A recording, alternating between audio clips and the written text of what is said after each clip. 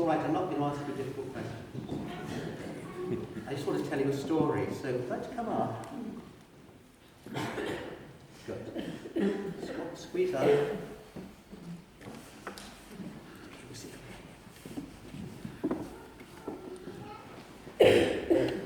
This lovely story is a beautiful account of how Jesus treats this woman caught in a very embarrassing situation, treats her with respect and dignity. He doesn't say the law should be abolished. He doesn't say she's not guilty. He doesn't even ask, where's the man in this? He just tells her that if no one else can condemn you, then neither will I. Wonderful words setting her free. But you know, in that story last week of the prodigal son, do you remember there's the prodigal son who goes off, squanders all his father's inheritance. And then there's the elder son who won't come to the party. He's a killjoy and he stays outside. And there's the prodigal father who can't wait to receive his son back. You see, the way these stories are written in the gospel are so that we can recognize ourselves in them. We've all been a bit prodigal in our own ways, haven't we? We've all been sowing wild oats in our time and done stupid things. We've been like the prodigal son. Maybe we've been like the elder son as well, a bit peeved that others get away with it. What about me? And we've all been, or we like to think it's the nicest part of us, where we've been so generous and forgiving. We've overlooked faults and just accepted people back. So you see, in the one story there's three persons, but there's something of us in each of those. And today, there's a woman caught in a very embarrassing situation. We've all been like that, haven't we? Caught out and made to feel really small. It's so embarrassing. You just wish the floor would open. And of course, there's always been people to accuse us and blame us for things. Point a finger and say, you did it. So there's both sides of us there. The one who's done the act, the one who accuses them. And there's Jesus. And what does Jesus do? See, that's the part we need to look at and explain. Now, I know, children, you're very good at acting the part, aren't you? You see, the way to understand the gospel is either to write about it, like you sometimes do, or draw it, like some of you do. But you know, the very best way is to act it out. It's actually to be those different people in the gospel story. And I don't know if you've had the chance, but one day you might be able to be in the Passion play, where you've got all those different parts, haven't you? You've got Pontius Pilate, the proud governor from Rome. You've got King Herod, the wicked king, who wants to see Jesus. You've got the passers-by, the women who weep for Jesus. You've got Judas, who betrays him for 30 pieces of silver. You've got Peter, who runs away and says he doesn't know the master. And you've got the other apostles, they're not to be seen. So there's lots of different parts to play. And the secret is really just to enter into it as though it's real now. That we have a part to play. You know, we can be like Pilate, can't we, sometimes, and, you know, give in to the crowd. We can be like Peter and back off and not want to be in the limelight and acknowledge that we're Christian. You see, there's something in these parts in all of us. But I want to tell you a story of actually how we did it once with year 8. I guess there'd be about 12, 13. And it should have been a really good play because we were practicing from the beginning of term and it was meant to be on Easter so that the whole school would be there and their parents, and it was going to be really a good Passion play. It would follow Jesus, you know, to the day of his death on the cross. And, well, we had a really good Jesus. He looked the part, young lad, fresh-faced, but, you know, he looked just like Jesus. You can imagine him. And all the others were learning their parts. We were doing quite fine, but there was one boy who wasn't allowed to be in the play, and his name was Gilly Gilchrist. And he wasn't allowed to be in the play because he misbehaved so often, and he couldn't have a part. And he came and he said to me, couldn't I just be like on a walk-on part? You know, I don't want to be anything big, could I just do something? And I said, Gilly, you've ruined things in the past, you're not allowed to, you can't. And he said, oh, but I wiped up. No way, I said. He said, look, couldn't I just... I thought, oh, well, just this once, okay. I said, you could be a Roman soldier. He said, oh, I'd like to be a Roman soldier. Can I wear the hat? I said, yes, you can wear the hat. And Gilly's tall like a beanpole, you see, and he had this hat on, and he was very proud of it. And we hadn't got any swords, so he had a spear, you see. And he was really pleased to be part of this play, you see, because he was going to be there, guarding Jesus. Trouble was, you know what's like with rehearsals? You know, you get a bit bored if you haven't got much to do. And all he had was a spear. There's a few things you can do with a spear, aren't you? You can prod people. And do you know what he did? He went up to Jesus and prodded him in the back. And Jesus turned around and said, who'd you do that? And then he did it again, right up his behind.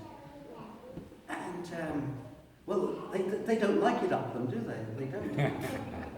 So he said, I'm not going to be Jesus anymore. So I'm not going to play the part. I said, but come on, you know, we need you. You know that. No, he said, I'm not going to do it. With him around, I'm just not going to do it. And he walked off. I thought, oh, we've only got 3 weeks. We've got no Jesus. Who are we going to get to do Jesus? And I looked around, and Gilly went, I could do it. I said, no, you couldn't. He said, I've been actually watching Jesus. I know the words. I said, it's not just knowing the words, you've got to feel the part. You know, you've got to be like Jesus, who forgives and pardons and heals. You know, you've got to be like he was. He said, I could do that, I could do that. I said, well, we'll just give it a try, see if you can. And actually, Healy proved to be quite good. Do you remember when they arrest Jesus? They come out to arrest him, and Peter draws his sword and cuts off the ear of the servant. And you know what Jesus does? He goes up and heals the man. And Healy did that. He went up and went, ear, ear. And I said, no, you should say there, there. Like, there. And he was really getting into it, because when the women are crying, you know, they see Jesus taking his cross through the street, he went over and said, don't cry, dear hearts, don't cry. See, this is Jesus being really lovely. He's in pain himself. You know, his crown with thorns, dripping blood. But he comforts the women. He feels their pain. He knows what it's like.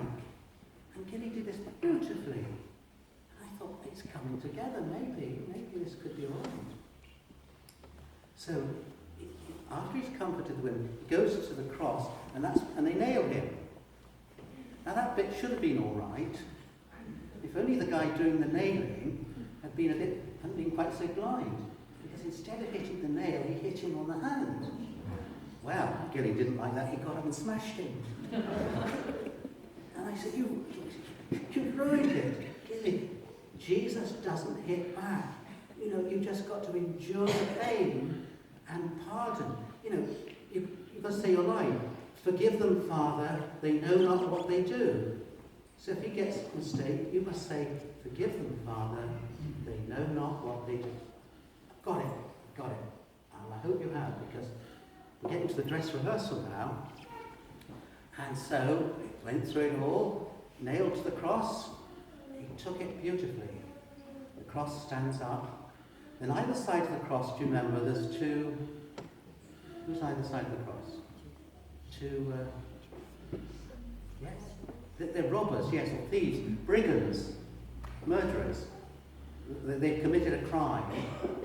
And do you remember one of the thieves, that's the bad thief, starts cussing and swearing at Jesus. And well, he did it rather well. He was cussing Jesus and telling him something about his parentage and what sort of naff guy he was. And well, Healy wanted to take this, so he got up and sloshed him, full in the face. I thought he knocked him to kingdom come. The guy fell down. I said, look, Healy, you've got it all wrong. The bad thief is meant to be bad. He's meant to curse and criticize you. Got it? It's the other thief you tell that he can come to your kingdom. You've got to let him just rail and talk to the other nice, good thief and tell him, this day you'll be with me in paradise. Okay, he said, I've got it. I said, well, I just hope you'll have it. And the day came, and all the parents were there, and the school was full. And I was just praying, Lord, let there be no mishap. Let Healy just get on with it as he can. And he did. He did. He was wonderful. Just like you ought to be. He acted the part beautifully. He touched the man's ear, there, he said. He comforted the women. He told the executioners, forgive them, Father. They know not what they do. The good thief cursed him. He didn't revile. He promised paradise to the good thief, and there he was, on the cross. And that was then the time for the crowd to come and sort of look at him and spit at him. And that's all they should have done, really. But one of them took the part too full and gobbed on him. Yeah, a real bogey, evangelized him. Well, Healy, it was about to explode. He gritted his teeth. I thought, good for him. And he just said, you wait. You wait till I've risen from the dead.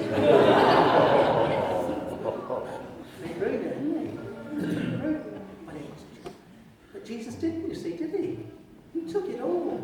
Even when they spat at him, shouted at him, he endured it all.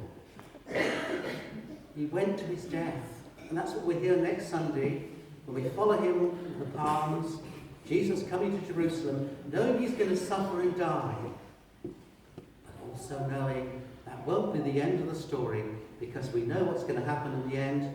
He'll be buried in the tomb, and then he will what? He will rise from the dead on which day? When does he rise from the dead?